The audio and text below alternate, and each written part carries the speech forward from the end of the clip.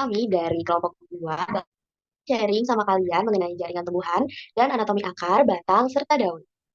Oke, jadi di sini anggota kelompoknya ada saya sendiri, Khairina Nabila Putri, dengan NIM 134623056.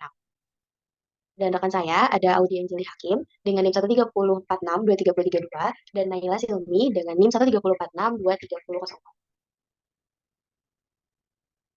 Oke, jadi sebelum masuk ke pembahasan utamanya, kita terlebih dahulu harus tahu nih apa yang dimaksud dengan jaringan pada tumbuhan. Jadi, jaringan pada tumbuhan ini adalah sekelompok sel yang memiliki asal-usul yang sama serta bekerja sama untuk menjalankan fungsi tertentu. Nah, sel-sel ini dapat serupa ataupun berbeda bentuk, tetapi selalu terspesialisasi dan melaksanakan peran tertentu di dalam tubuh tumbuhan. Jadi, secara umum, jaringan tumbuhan ini dikelompokkan jadi tiga jenis besar jaringan, ada jaringan meristematik, ada jaringan permanen, dan juga ada jaringan sekretori. Nah, kalau jaringan meristematik ini adalah jaringan yang terdiri dari sel-sel yang dia ini masih aktif membelah.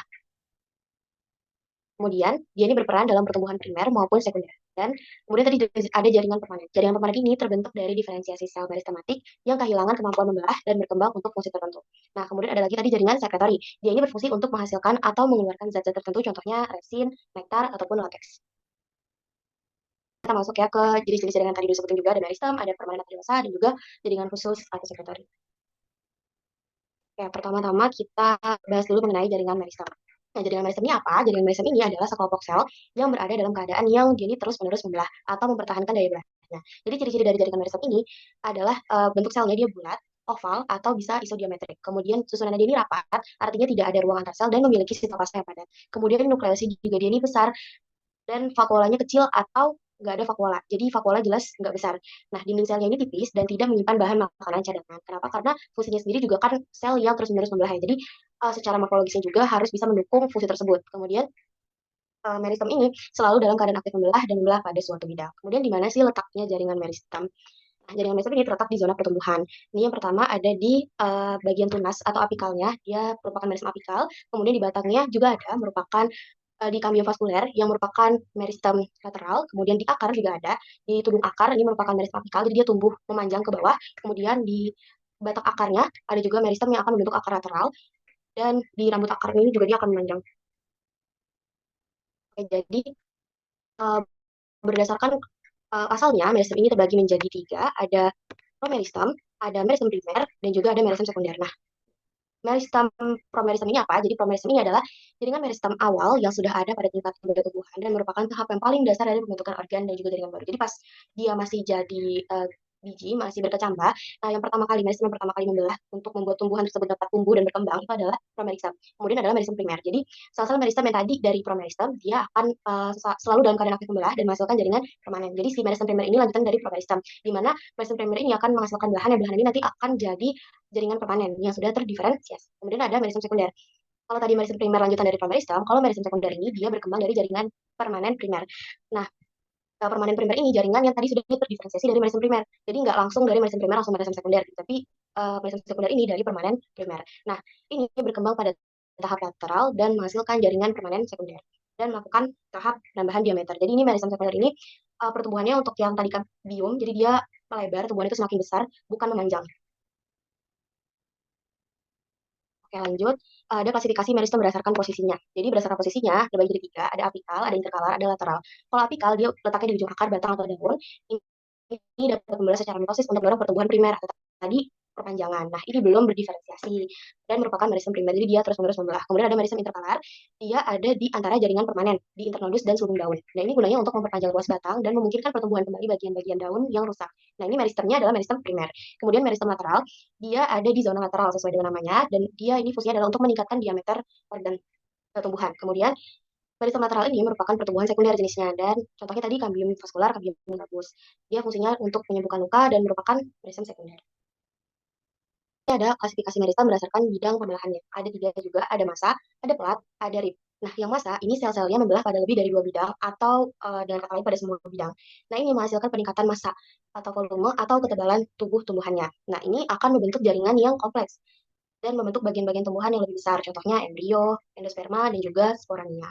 Kemudian ada meristem pelat. Nah, ini sejenis dengan jaringan meristem sel-selnya ini membelah dalam dua bidang, tapi dia tegak lurus satu sama lain dan membentuk struktur seperti pelat atau lembaran. Nah, struktur tumbuhan yang bentuknya mirip pelat atau lembaran itu kan daun. Jadi, meristem pelat ini membentuk lapisan epidermis khususnya pada daun dan pembentukan helaian daun yang lebih tebal. Kemudian ada meristem rib. Ini merupakan meristem yang sel-selnya membelah secara tegak lurus atau antiklinal dalam satu bidang aja. Dan ini ditemukan dalam perkembangan akar lateral tadi akhir ke bawah. Oke, kemudian masuk ke jaringan permanen. Tadi jaringan permanen ini adalah jaringan tumbuhan yang sel-selnya sudah tidak membelah lagi atau telah mengalami diferensiasi atau pematangan dan juga spesialisasi. Nah, untuk menjalankan fungsi tertentu dalam tubuh tumbuhan. Jaringan permanen ini terbagi jadi dua, ada jaringan sederhana dan juga jaringan kompleks. Kalau jaringan sederhana, ini jaringan permanen yang tersusun atas sel yang sejenis, satu jenis saja. Nah, kalau jaringan kompleks, dia ini tersusun atas sel-sel yang berbeda-beda jenisnya. Oke, lanjut ini ke jaringan yang sederhana. Yang pertama ada parenkim. Nah, parenkim ini adalah jaringan utama yang terdapat di hampir semua bagian tumbuhan dan terdiri dari sel-sel yang berdinding tipis yang berfungsi sebagai tempat fotosintesis, penyimpanan cadangan makanan dan air, serta regenerasi luka. Parenkim ini terbagi jadi dua, ada aerenkim, ada klorenkim. Nah, aerenkim ini adalah parenkim yang sel-sel korteksnya punya ruang udara yang berkembang dengan baik, di mana ruang antar sel yang dipenuhi udara berukuran besar dan banyak jumlahnya. Ini aerenkim, kemudian yang kedua klorenkim. Klorenkim ini uh, jaringan parenkim yang dia bisa berfotosintetis. Kenapa? Karena dia mengandung banyak kloroplas. Nah, ketika sel-sel parenkim ini terkena sinar matahari, maka akan mengembangkan kloroplas, di dalamnya kemudian akan berfotosintesis. Nah, sel ini terdiri dari dua jenis, ada palisade sama ada spons. Yang palisade bentuknya ini dia memanjang, kemudian tersusunnya rapat. Kemudian kalau spons dia longgar dan gak teratur. Kalau di gambar nih yang atas, ini palisade, kemudian bawahnya ini spons. Dan ini di bawah lagi, di epidermis bawah, ini stomata. Jadi dari bentuk letaknya juga diketahui bisa kita lihat fungsinya. Kalau misalnya palisade dia dominan hijau ya di sini warnanya. Jadi dia lebih banyak mengandung kloroplas. Jadi lebih aktif untuk berfotosintesis dibandingkan dengan sel spons. Spons ini memudahkan tumbuhan ya daun untuk jalur keluar masuknya gas. Ini ada karbon dioksida terus oksigen keluar masuk melalui sel spons dulu. Oke, ini ada penampang melintang. Dan di sini juga terlihat ada cortex, ada epidermis, secondary flomes, parenchyma, parenchyma, cambium, xilem, phloem, pit, dan yang akan kita bahas selanjutnya. Oke, ini kita masuk ke parenchyma. Nah, parenchyma ini adalah jaringan yang terdiri dari sel-sel yang memanjang dan secara morfologis ini masuk ke jaringan sederhana. Kenapa? Karena dia bisa jenis sel. Tadi jenis selnya ini menebal karena ada pengendapan pektin. Parenchyma ini adalah jaringan penunjang primer pada batang, daun, dan bagian bukan kotil. Nah, posisinya dari parenchyma ini hipodermal atau di bawah epidermis, dan selnya juga lebih memanjang dari parenchyma. Bisa kita lihat di sini, ini kan yang ungu epidermis. Nah, yang di dalamnya coklat ini adalah parenchyma. Kemudian parenchyma ini terbagi menjadi 4 berdasarkan penebalannya. Ada lamelar, angular, tubular, dan juga cincin atau anular. Nah, yang pertama adalah lamelar. Ini penebalan pada dinding tangensialnya aja. Ini contohnya ini yang A, dia bentuknya jadinya agak lebih tonjong gitu. Kemudian angular, ini pengendapan pektin pada sudut-sudut tempat beberapa sel bertemu. Jadi dia yang menebal pektinnya saja. Ini seperti ini dia hanya di sudut-sudut aja yang menebal. Kemudian yang ketiga tubular atau lakunar, ini penebalan di sekitar ruang antar sel. Contohnya ini, jadi di sekitar ruang antar selnya dia yang menebal bukan ke dalam selnya. Kemudian yang keempat ini cincin. Uh, Dia penebalannya itu pada dinding selnya ke arah dalam gitu. Jadi seperti ini. Kemudian lanjut ada scarenkim. Nah, sel-sel scarenkim ini berdinding tebal dan ketebalan ini disebabkan oleh pada saat matang atau terdiferensiasi salah satunya proton, artinya mereka mati. Dan sel ini kan punya pit ya. Pitnya kalau di scarenkim ini biasanya tipenya sederhana dan berfungsi sebagai jaringan penunjang yang menahan berbagai tekanan yang diakibatkan dari peregangan dan juga pembengkakan atau hubungan tanpa kerusakan. Nah, ini selnya ada dua jenis scarenkim, ada dua tipe maksudnya, ada yang serat sama lagi serrate. Nah, untuk yang serat atau fibers ini panjang dengan ujungnya bisa juga tumpul dan penebalan sekundernya dapat mencapai 10% dari area. Nah, luminescence atau seperti celah dan posisinya seringnya miring. Nah, cell fibers ini diklasifikasikan menurut mode asalnya ada tiga, ada serat permukaan, serat kayu, serat bas atau phloem fiber. Nah, serat permukaan ini penutup buah contohnya di banyak tanaman, contohnya kayak kapas, kelapa. Gitu. Kemudian serat kayu ini dalam silem batang dan akar dikenal juga sebagai serat filler. Nah, ini mereka terdiri dari dua jenis, ada libiform, ada tracheids serat. Nah, keduanya beda satu sama lain. Dalam segi panjangnya, ketebalan dindingnya, sampai ke jenis ruang pitnya. Kalau di libiform, dia ini dindingnya tebal, dan kalau di tracheit dia tipis. Kemudian kalau di libiform tadi pitnya sederhana, dan tracheit ini pitnya jenisnya berbingkai. Kalau di libiform, bukaan pitnya dia nggak melebihi diameter, tapi kalau di tracheit dia melebihi. Kemudian yang ketiga tadi serat bas atau phloem fiber. Ini berlignin, bisa juga enggak, dan diperoleh dari phloem dan perisikal tumbuhan. Karena dia elastis, seratnya memungkinkan tumbuhan untuk menahan berbagai tekanan. Nah, tanaman yang menghasilkan serat phloem ini contohnya Corcorus capsularis, Hibiscus cannabis, Tilia, Nerium, Vinca, Crotalaria, Ginkea, dan lain sebagainya. Kemudian tadi jenis sel berikutnya adalah sclereid. Nah, berbeda dari serat, jadi kalau sclereid ini dinding selnya tebal dan berbentuk bulat, oval, atau bisa juga silindris. Nah, sclereid ini terbagi dalam kelompok dengan dinding sel tanpa kandungan hidrat. Jadi sclereid ini umumnya ditemukan di dinding buah, kulit biji, sisik epidermis, dan kadang-kadang ditemukan di korteks ampuller, mesofil, dan tangkai daun. Tumbuhan air yang terendam. Ini terbagi lagi jadi 4, ada asterosclereid, macrosclereid, terus ada ostesclereid, ada juga brachysclereid. Jadi yang asterosclereid tadi bentuknya kayak bintang, yang kayak gini, kemudian macrosclereid tadi ini panjang-panjang dia mirip sama palisade, bentuknya batang, kemudian ada ostesclereid, dia kayak tulang tapi dia di ujung sama ujungnya dia membesar, kemudian ada brachyspheroid, dia isodiametrik kayak parenkim, ditemukan di betayum, pulur, dari korteks. Kemudian lanjut ke jaringan kompleks. Jadi jaringan kompleks ini jaringan yang terdiri dari berbagai jenis sel yang menyusun jaringan tersebut. Nah, jaringan kompleks ini terdiri dari jaringan pembuluh atau vaskular yang ada dua, ada silem, juga ada phloem. Nah, yang pertama silem. Silem ini adalah jaringan pengantar air dari akar ke daun dan terdiri dari sel-sel hidup seperti parenkim dan sel-sel mati kayak elemen trakeri. Nah, bersama dengan sel-sel tadi, serat silem ini terdiri dari 4 jenis sel, ada trakeid, pembuluh, serat silem, dan juga parenkim silem. Nah, elemen trakeri ini ada dua jenis, ada trakeid, ada pembuluh. Kalau trakeid ini adalah sel yang memanjang dengan ujungnya runcing, kalau pembuluh ini sel yang lebih pendek, lebar, terus dinding ujungnya berlubang. Nah, trakeid ini ada di semua tumbuhan pembuluh, sedangkan pembuluh cuma ditemukan pada tumbuhan berbunga. Kemudian penebalan sekunder pada elemen trakeri ada dalam berbagai bentuk, bisa dilihat dan dibaca. Kemudian silem ini terbagi jadi dua, ada silem primer dan ada silem sekunder. Nah, silem primer ini terbentuk selama pertumbuhan primer tanaman tadi yang ke atas. Kemudian terbagi lagi jadi dua, ada protosilem, ada metasilem. Nah, kalau protosilem ini dia yang awal-awal tumbuh, jadi pas masih awal tumbuhan tersebut bertumbuh bertambah dan terbentuk jaringan vaskular. Nah, silemnya ini protosilem dulu. Kemudian protosilem ini dia punya penebalan sekunder anular, cincin, dan kadang-kadang retikulat, di mana saat tidak ada dalam protosilem. Kemudian metasilem ini setelah di atasnya si protosilem. Dia punya dinding sekunder berpit atau dia menebal, tapi di daerah pitnya enggak. Dan metasilem ini lebih kompleks daripada protosilem, juga elemen-elemennya dia lebih lebar. Ini bisa lihat gambarnya, perbedaan ukurannya kelihatan banget. Ini metasilem, dan yang kecil ini protosilem. Nah, ini struktur dari silem. Ada trakeidnya, ada silem fibersnya, ada silem parenkimnya. Nah, ini silem sekunder. Nah, silem sekunder ini dia lebih kompleks dan menunjukkan perkembangan yang juga lebih teratur. Dimana silem ini disebut silem primer jika elemen-elemennya berkembang dari meristem apikal. Ada tiga pola utama untuk pengaturan protosilem dan juga metasilem dalam batang dan ada satu tambahan, ada centarch, tapi di sumber kurang dijelaskan dan lebih mengarah ke tiga ini aja. Ada exarch, endarch, dan juga mesarch. Exarch ini digunakan ketika ada lebih dari satu untayan silem primer dari dalam akar, ada lebih pakai satu untayan silem primer. Nah, silem ini berkembang dari luar, jadi protosilemnya dia di luar. Ini exarch, protosilemnya dia lebih di luar dari luar ke dalam menuju ke satu itu secara sentripetal. Kemudian dari luar nih protosilem kemudian ke dalam metasilemnya ada di lebih dalam dari protosilem. Kemudian ada endarch. Endarch ini ketika ada lebih dari satu untayan silem primer dalam batang atau akar dan silem berkembang dari dalam keluar. Jadi kebalikannya, berarti protosilemnya ada lebih di tengah daripada metasilem. Ini protosilem terus di luarnya ini metasilem. Kemudian mesarch. Kalau mesarch ini ada lebih dari satu untayan silem primer dalam batang atau akar dan silemnya berkembang dari tengah untayan dalam kedua arah. Jadi protosilem di sini, nah metasilemnya ada di dua arah dalam keluar. Begitu. Kemudian ke phloem, ini ada gambaran struktur phloemnya. Kita lanjut dulu. Di mana phloem ini merupakan jaringan kompleks dari lebih dari satu jenis sel yang berfungsi sebagai jaringan pengangkut makanan hasil dari fotosintesis. Jadi dari daun ke seluruh bagian tubuh tumbuhan dan dikenal sebagai bas. Nah, phloem ini tersusun atas 4 jenis sel. Ada yang pertama sieve elements. Jadi sieve cells terdiri dari sieve cell sama sieve tube. Jadi bisa dilihat ini sieve cells. Sieve tube, sieve tube ini kayak gini, sieve tube ini juga nyambung ke sieve plate kayak gini. Ini ada sieve pore-nya di dalam sieve plate. Jadi sieve cells ini bentuknya panjang, ramping, meruncing, dan memiliki banyak sieve area atau area-area yang bisa menyaring itu di dinding-dindingnya. Kemudian ditemukan pada Pteridophyta dan juga Gymnospermae. Kemudian ada sieve tube, ini bentuknya tubular, tersusun yang memanjang, punya area sieve. Dan khusus pada dinding ujungnya ada sieve plate tadi. Dan hanya ditemukan pada Angiospermae. Nah, ketika matang, nukleusnya ini akan menghilang, tapi sel akan tetap hidup untuk menjalankan fungsi pengangkutannya.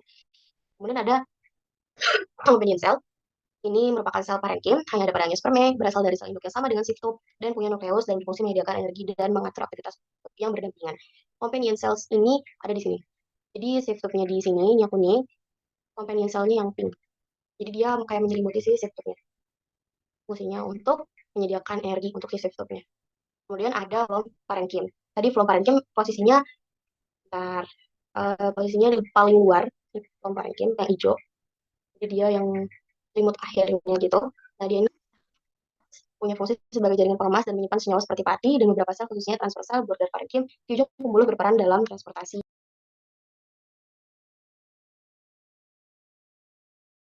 Kemudian ada bus fibers. Ini serat parenkim yang memberikan dukungan mekanis dan juga kekuatan pada batang. Saat ini sering memiliki nilai ekonomi tinggi. Kemudian flow ini juga bisa diklasifikasikan jadi dua, ada flow primer, ada sekunder. Kalau primer dia dari prokambium. Nah, ada lagi terbagi jadi protoflom dan juga metaflom. Kalau protoflom berarti yang pertama kali terbentuk flom lanjutannya. Jadi terbentuk kemudian setelah protoflom dan sel-selnya lebih besar dan juga bertahan lebih lama. Kemudian kalau flom sekunder dia dari kambium. Kambium pembuluh selama pertumbuhan sekunder dan susunannya juga lebih teratur. Terbagi jadi dua, ada aksial dan radial. Kalau aksial berarti dia memanjang, kalau radial berarti dia yang melintang. Kalau aksial tadi menghasilkan kayak elemen yang saringan tadi, kemudian ada parenkiflom, ada serat tadi di samping-sampingnya, kemudian kalau radial ini menghasilkan sel parenkim yang di sisi luarnya. Jadi terus bertumbuh bagian-bagian itu. Selanjutnya itu materinya akan pada jaringan sekretori. Jadi jaringan sekretori pada tubuhan merupakan jaringan khusus yang tersusun atas satu sel atau kumpulan sel yang berfungsi untuk menghasilkan dan juga mengeluarkan berbagai macam zat. Nah, zat yang dihasilkan oleh jaringan ini disebut zat sekresi dan bisa saja tetap disimpan di dalam sel sekretori itu sendiri ataupun dikeluarkan ke permukaan tubuh tumbuhan, misalnya pada daun, batang atau bunga. Bahkan bisa juga dikeluarkan ke dalam ruang antar sel di jaringan tumbuhan. Nah, zat hasil sekresi ini ada yang tidak digunakan oleh tumbuhan seperti resin, karet, tanin ataupun kristal, tetapi ada juga yang penting untuk menunjang fungsi fisiologis tumbuhan seperti enzim, hormon, dan juga nektar. Nah, struktur sekretori sendiri itu bervariasi, ada yang berupa sel tunggal yang tersebar di antara sel lain, dan ada juga yang berbentuk kumpulan sel khusus yang membentuk suatu kelenjar. Boleh di next. Di sini selanjutnya itu ada fungsi dan juga contoh-contoh dari zat sekretori. Nah, tumbuhan ini kan menghasilkan beragam zat sekresi dan masing-masing itu memiliki peran yang berbeda. Misalnya di sini ada minyak atsiri, yaitu minyak yang memberi aroma khas pada tumbuhan. Nah, minyak ini tuh dapat berfungsi untuk menarik menyerbuk dan juga berperan dalam melindungi tumbuhan dari hama. Kemudian ada resin, yaitu getah yang lengket dan ditemukan pada tumbuhan biasanya ada di pinus. Ini berfungsi sebagai pelindung alami saat batang terluka, di mana resin ini akan keluar untuk menutup luka dan juga mencegah masuknya patogen. Selanjutnya ada alkaloid, yaitu senyawa yang bersifat pahit dan beracun. Alkaloid ini akan membantu tumbuhan untuk melindungi diri dari hewan pemakan tumbuhan. Kemudian juga ada getah karet yang termasuk jaringan sekretori dan mengandung zat seperti protein, enzim, dan juga karet alam yang berfungsi untuk melindungi tumbuhan dari serangga. Selain itu, getah ini juga dapat bernilai ekonomi tinggi bagi manusia, di mana getah karet ini kan dapat diubah menjadi berbagai hal yang berbahan dasar karet gitu. Kemudian juga ada hormon dan enzim yang berperan dalam mengatur metabolisme dan berbagai proses fisiologis di dalam tumbuhan, seperti hormon auksin untuk pertumbuhan atau enzim yang membantu proses pencernaan pada tumbuhan. Terus kemudian juga ada nektar yang berfungsi untuk menarik penyerbuk seperti lebah dan juga kupu-kupu. Boleh di next. Nah, kemudian selanjutnya kita akan masuk ke klasifikasi dari jaringan sekretori. Nah, jaringan sekretori ini dia terbagi menjadi dua, yaitu ada jaringan latisfer dan juga jaringan kelenjar. Nah, kedua jaringannya itu nanti akan membentuk dua macam rongga. Nah, rongganya ini tuh adalah ruang atau tempat zat sekresinya disimpan. Nah, itu terbagi menjadi dua juga, yaitu ada kavitasi lisigen dan juga kavitasi skizogen atau lisigenus cavity dan juga schizogenus cavity. Boleh di next. Nah, selanjutnya ini kan ada jaringan latisfer. Jaringan latisfer ini adalah jaringan yang menghasilkan cairan lateks, yaitu semacam emulsi kental yang mengandung berbagai zat seperti protein, enzim, alkaloid, hormon, dan juga yang paling terkenal itu adalah karet. Nah, jaringan latisfer ini dibagi menjadi dua jenis. Yang pertama ada sel lateks non-artikulat, yaitu sel-sel yang memanjang dan bercabang tapi tidak saling menyatu. Contohnya itu pada tanaman kalotropis. Dan juga yang kedua adalah pembuluh lateks atau artikulat yang terbentuk dari banyak sel yang saling menyatu membentuk jaringan panjang dan bercabang. Contohnya adalah pada tanaman karet Hevea brasiliensis. Jadi bisa dibilang kalau jaringan latisfer ini akan penting untuk tumbuhan karena secara ekonomi itu akan kita dapat mendapatkan bahan dasar karet itu dari jaringan latisfer ini. Gitu. Boleh di next. Ada jaringan kelenjar. Jaringan kelenjar ini adalah jaringan yang tersusun atas satu atau sekelompok sel yang berfungsi menghasilkan zat-zat khusus kelenjar, bisa bersifat internal, artinya berada di dalam jaringan tumbuhan, maupun eksternal yang letaknya ada di permukaan organ seperti daun ataupun batang. Nah, di sini juga ada contohnya ada kelenjar minyak pada jeruk dan lemon itu yang ada di internal, terus ada kelenjar lendir pada sirih, kemudian kelenjar getah dan juga resin. Kalau contoh eksternalnya itu ada pada rambut kelenjar pada tembakau, rambut penyengat pada jelatang, dan juga nektar pada bunga atau tanaman karnivora. Boleh di next.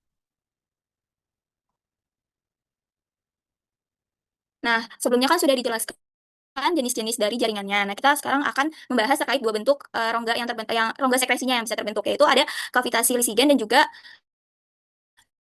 kavitasi lisigin ini adalah rongga yang terbentuk karena sel-sel sekretori di dalam jaringan mengalami kerusakan atau lisis sehingga protoplasmanya hancur dan meninggalkan ruang kosong. Ruang inilah yang nantinya akan berisi zat sekresi seperti resin, minyak ataupun getah. Sementara kavitasi skizogen ini adalah rongga yang terbentuk bukan karena selnya rusak tapi karena pemisahan antar sel kelenjar sehingga terbentuk celah atau rongga di antaranya. Nah, rongga ini tuh bisa sederhana atau bercabang-cabang membentuk saluran panjang yang berisi minyak asiri, getah ataupun lendir.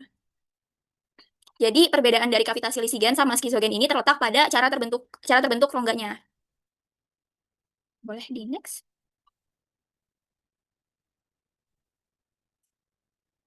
Nah, selanjutnya ini kita akan masuk ke bagian-bagian pada tumbuhan. Bagian-bagian pada tumbuhan ini terbagi menjadi tiga, ada akar, batang, dan juga daun. Boleh di next. Nah, ini ada pendahuluannya. Jadi tumbuhan itu tersusun atas tiga bagian utama, akar, batang, dan daun, yang masing-masing ini memiliki anatomi khas sesuai. Di sini kita akan membahas tiga anatomi akar, batang, dan juga anatomi daun. Boleh di. Nah, yang pertama ini ada anatomi akar. Akar ini merupakan organ vegetatif terakhir yang berevolusi setelah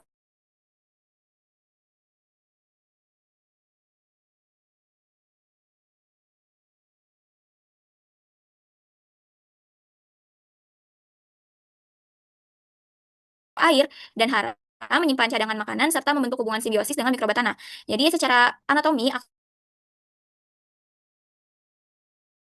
akar dekat ujung dan juga berkas pengangkut radial bertipe gambar yang di sebelah. Bagian-bagian dari akar. Boleh di next. Nah, kemudian ini selanjutnya ada anatomi akar dikotil. Nah, yang pertama itu ada epidermis. Epidermis ini merupakan lapisan pada paling luar yang ada pada akar itu satu lapis sel tipis tanpa kutikula yang membentuk rambut akar untuk memperluas area penyerapan. Kemudian juga di sini ada korteks. Korteks ini adalah yang tersusun dari sel parenkim berdinding tipis dan berlapis banyak yang berfungsi sebagai tempat penyimpanan cadangan makanan, dengan ruang antar sel yang jelas sehingga pada bagian inilah akar itu memudahkan pertukaran zat. Kemudian juga ada endodermis yaitu lapisan terdalam korteks yang satu lapis sel rapat yang memiliki pita Kaspari yang mengandung suberin yang berfungsi untuk mengatur masuknya air ke silinder pusat. Sini juga ada perisikal yaitu lapisan tipis di dalam endodermis bersifat meristem. Dan juga ada stel yaitu silem yang berada di pusat berbentuk bintang. Kemudian floem yang terletak di sela-sela lengan silem dan juga ampulur kecil. Boleh di next. Selanjutnya ada anatomi dari akar monokotil. Di sini juga ada epidermis, korteks, endodermis, dan vertikal, dan juga stel. Di mana pada epidermisnya itu sama seperti pada dikotil, terdiri atas satu lapisan sel dengan rambut akar. Kemudian juga korteksnya itu lebih tebal dan tersusun dari sel parenkim berdinding tipis yang berperan dalam penyimpanan dan transportasi zat terlarut. Kalau misalnya dilihat juga korteks dari yang akar monokotil ini lebih padat dibanding yang dikotil. Kemudian juga endodermis dan vertikal, di mana kasparinya itu tetap berfungsi sebagai pengatur jalannya air dan vertikalnya berperan dalam pembentukan akar cabang. Selanjutnya ada stel yaitu silem dan floem yang tersusun melingkar dengan jumlah lebih banyak. Dan pada akar monokotil ini empulurnya itu lebih besar dan jelas di bagian tengah. Kalau pada dikotil itu empulurnya itu uh, bisa tidak terlihat gitu dan lebih sedikit. Boleh di next. Uh, di sini ada bandingan pada akar dikotil itu jumlah berkas pengangkutnya lebih terbatas, sedangkan pada monokotil lebih banyak, dan pada dikotil itu tersusunnya melingkar, sedangkan pada monokotil itu tersebar. Dan juga pada dikotil terdapat kambium di antara silem dan floem, dan pada monokotil tidak ada kambium, dan pada dikotil itu korteks dan ampulurnya dapat dibedakan, sedangkan pada monokotilnya itu perbedaannya jelas. Jadi kayak korteks dan ampulur itu susah dibedakan dengan jelas kalau pada dikotil. Nah, kemudian di dikotil itu mengalami penebalan sekunder, kalau di monokotil itu tidak mengalami penebalan sekunder. Dan Jadi kalau batang pada tumbuhan ini sebenarnya punya 4 fungsi utama. Yang pertama itu sebagai penyokong untuk mengangkat daun, bunga, dan buah. Lalu yang kedua sebagai penjaga daun supaya tetap dalam cahaya dan sebagai tempat untuk menyediakan tempat menyimpan bunga dan buahnya. Lalu yang ketiga ada transportasi cairan antara akar dan tunas melalui silam dan floem yang tersebar. Lalu yang keempat sebagai tempat menyimpan nutrisi. Nah, dari batang ini juga dapat diketahui bahwa ia merupakan salah satu dari dua sumbu struktural utama tanaman vaskular. Yang lainnya itu adalah akar, dan batang ini biasanya terbagi menjadi nodus dan bagian internodus. Di mana nodus adalah bagian yang menampung satu atau lebih daun, serta tunas yang dapat tumbuh menjadi cabang dengan daun, kerucut, konifer, ataupun bunga. Dan akar adventif juga dapat dihasilkan dari bagian nodus. Nah, istilah tunas seringkali membingungkan dengan batang. Tunas ini sebenarnya umumnya mengacu pada pertumbuhan tanaman baru yang segar, termasuk batang dan struktur lainnya seperti daun atau bunga. Dan pada sebagian besar tanaman, batang ini terletak di atas permukaan tanah. Tapi ada juga beberapa tanaman yang memiliki batang di bawah tanah. Boleh di next? Selanjutnya itu ada struktur dari batang dikotil, di mana pada batang dikotil ini terdapat silinder vaskular yang merupakan struktur terdiri dari perisikal, bundel vaskular, dan ampulor atau medula. Perisikal ini terbuat dari sel-sel skalenchima yang mengalami lignin, yaitu sel serat yang mati. Sel-sel ini memiliki dinding yang tebal dan kayu serta ujung yang meruncing. Lalu bagian yang kedua ada ampulor atau medula yang merupakan bagian yang menempati bagian tengah besar di batang, dan ia terdiri dari sel parenkim yang berdinding tipis dengan udara di antar sel. Selanjutnya ada bagian terluar pada batang, yaitu epidermis, yang terdiri dari satu lapisan sel hidup yang sangat rapat, dan dindingnya ini sangat mengental dan ditutupi oleh lapisan tipis anti air yang disebut kutikula. Lalu terdapat juga stomata dengan sel penjaga yang ditemukan di epidermis. Dan pada beberapa batang, pertumbuhan rambut juga dapat berupa uniseluler atau multiseluler seperti trikom dan lain sebagainya. Selanjutnya ada struktur endodermis, yaitu selubung pati yang membentuk lapisan teriner dari korteks, yang menjadi salah satu lapisan sel persegi panjang yang dikemas erat dan berbatasan dengan stela pada batang. Dan sel-sel dari jaringan ini berfungsi sebagai penyimpan pati, yang memungkinkan larutan untuk melewati bundel vaskular ke korteks. Boleh di next? Selanjutnya itu ada struktur batang monokotil, sedikit berbeda dengan struktur batang dikotil yang tadi. Kalau di monokotil, struktur dan fungsi epidermis ini masih sama dengan yang dikotil, tapi epidermisnya ini terdiri dari satu lapisan, dan memiliki jaringan dasar yang terdiri dari sklerenkim berdinding tebal, yang kecil di dalam epidermis. Lalu lapisan sel ini diikuti oleh sel parenkim yang lebih besar dan punya ruang udara antar sel yang ditemukan di parenkim. Lalu korteks dan ampulornya ini tidak ada, berbeda dengan di batang dikotil yang tadi.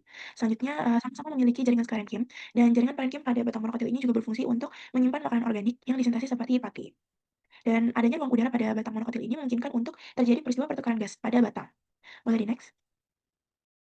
Nah, berikutnya adalah tabel perbandingan dari anatomi batang, dikotil dan juga monokotil. Kalau yang dikotil itu dia punya kambium vaskuler, sedangkan yang monokotil tidak memiliki kambium vaskuler. Lalu pada dikotil, di antara sel dan floemnya terdapat kambium, sedangkan monokotil tidak ada, yaitu sel dan floemnya tercampur begitu. Lalu pada dikotil batangnya biasanya bercabang-cabang, sedangkan monokotil itu batangnya tidak bercabang. Lalu pada dikotil pembuluh angkutnya tersusun secara teratur dan berseling radial, sedangkan monokotil pembuluh angkutnya tersebar. Lalu pada batang dikotil memiliki jari-jari ampulur, sedangkan pada monokotil tidak memiliki jari-jari ampulur. Dan pada batang dikotil, ampulur ini dapat dibedakan dengan korteks, sedangkan monokotil tidak dapat dibedakan. Dan pada batang dikotil, hipodermisnya berupa kolenkium, sedangkan monokotil, hipodermisnya berupa sklerenkium. Boleh di-next?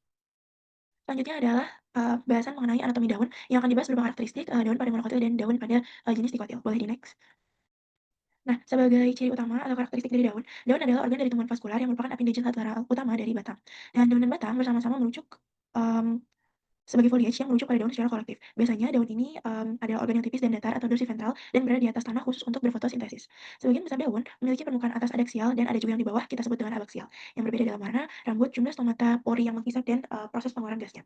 Dan pada sebagian besar spesies tumbuhan, ada daun yang dia morfologinya itu lebar dan datar. Selanjutnya, daun ini juga merupakan sumber energi dari tumbuhan, karena sebagian besar tumbuhan menggunakan daun sebagai lokasi utama sebagai produksi makanan bagi tumbuhan atau proses fotosintesis. Nah, struktur di dalam daun ini akan mengubah energi sinar matahari jadi energi kimia yang dapat digunakan sebagai sumber makanan tumbuhan itu sendiri. Karena di dalamnya terdapat klorofil, yaitu molekul daun daun yang digunakan untuk mengubah matahari, mengubah H2O dan karbon dioksida menjadi gula dan gas oksigen. Boleh di-next? Nah, selanjutnya ada struktur pada daun monokotil. Mmm, Kita mulai dari lapisan yang terluar, yaitu terdapat epidermis, yaitu uni seriat dengan sel-sel yang berbentuk barel dan tersusun rapat ditutupi dengan kutikula yang tebal. Lalu stomata ditemukan pada kedua lapisan epidermis dengan sel-sel penjaga, baik pada bagian atas maupun bawah yang disebut sebagai amfistomatik. Lalu ada juga jaringan mesofil, tidak ada diferensiasi mesofil menjadi parenchyma spons dan palisade pada daun yang berjenis monokotil. Lalu semua sel sklerenkium serupa, yaitu isodiametrik dan hampir tersusun rapat dengan banyak kloroplas parietal. Lalu terdapat juga jaringan vaskular, bundel vaskular yang banyak tersusun dalam deretan paralel, venasi yang berbentuk palmat paralel, bersatu, kolateral, dan tertutup. Lalu dalam daun juga terdapat floem yang terletak menuju epidermis bawah dan dikelilingi oleh bundel klorenkim. Selubung ini juga berfungsi untuk penyimpanan sementara pati, di mana beberapa bundel vaskular lebih besar ukurannya dibandingkan dengan jumlah silam dan floem. Boleh di-next? Selanjutnya, pada anatomi pada bagian daun dikotil, sama-sama memiliki epidermis yang terdiri dari dua lapisan di setiap permukaan daunnya, terdiri dari sel-sel berbentuk barel juga, dan untuk mesofilnya ini Eee, dia terdapat parenkim palisade yang terdiri dari 2 atau 3 lapisan sel klorenkium, di mana terdapat ruang antar sel, dan sel-sel ini mengandung sejumlah besar kloroplas. Selanjutnya terdapat, parenkim parenkim spons yang terdiri dari beberapa lapisan sel klorenkium, dan tersusun longgar berbentuk bulat atau oval dengan ruang dan antar sel yang menonjol. Lalu di dalamnya juga terdapat jaringan vaskular, yaitu pembuluh darah yang mewakili ikatan vaskular, ditemukan secara tersebar, berbeda dengan, daun monokotil yang tersusun secara radial. Apabila pada daun dikotil ini, mereka tersusun secara tersebar, tidak teratur di dalam mesofil karena venasi yang retikulasi. Dan pembuluh darahnya ini berada pada bagian tengah dan dikenal sebagai pembuluh mintip, di mana setiap pembuluh memiliki selubung ikatan yang terdiri dari satu lapisan sel parenkim berbentuk tong yang tersusun rapat. Boleh di-next? Nah, selanjutnya itu ada tabel perbandingan antara anatomi daun berjenis monokotil dan dikotil. Ada sebagian yang merupakan perbandingan dari akar dan batang. Selanjutnya kita akan masuk ke daerah percabangan. Untuk percabangan pada monokotil itu tidak ada, sedangkan dikotil ada. Lalu berkas pengangkut pada monokotilnya tersebar, sedangkan dikotil itu tersusun rapi. Lalu pada bagian pertulangan daun, biasanya pada bagian monokotil itu dia bermorfologi sejajar dan melengkung, sedangkan pada dikotil dia berbentuk menyirip dan menjari. Lalu untuk bunganya sendiri memiliki jumlah perhiasan yang terdiri dari 3 dan kelipatannya, sedangkan untuk dikotil memiliki jumlah perhiasan terdiri dari 2, 4, atau 5 kelipatannya. Boleh next. Aja presentasi yang dapat kami sampaikan. Terima kasih.